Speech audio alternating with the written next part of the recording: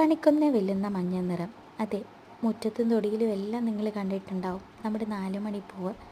ഒരുപാട് പൂ തരും. ഇതിൻ്റെ മഞ്ഞ, പിങ്ക്, അങ്ങനെ പല നിറത്തിലുണ്ട്. എന്താ ഐശ്വര്യമല്ലേ ഇവയെ കാണാൻ. ഇത് ഞങ്ങളുടെ പൂമ്പാറ്റക്കുട്ടൻ. ഇവിടെ ഒരുപാട് തരം പൂമ്പാറ്റകളുണ്ട്. ഇത് നമ്മുടെ കാന. ഇനി തുമ്പയെ കണ്ടാലോ? ചട്ടിയിലാട്ടോ ഇവൻ. പിന്നെ ദേ സപ്പോട്ട നിറയെ കാച്ചിട്ടുണ്ട്. ഉടനെ വലുതാവുമായിരിക്കും. കുഞ്ഞു കുഞ്ഞു കായ്ക്കളും ഉണ്ടാവുന്നുണ്ട്. പിന്നെ നമുക്ക് ഡ്രാഗൺ ഫ്രൂട്ടിൻ്റെ ഇപ്പോഴത്തെ അവസ്ഥ കണ്ടാലോ? ദേ ഇതാണ് ഇവൻ്റെ പരുവം.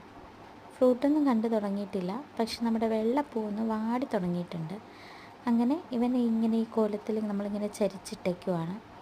കുറച്ച് ദിവസം കഴിഞ്ഞ് കായ് വരുമ്പോൾ അതിൻ്റെ വീഡിയോ കാണിച്ചു തരാം കേട്ടോ. ഇത് നിങ്ങൾക്ക് എല്ലാവർക്കും അറിയാം.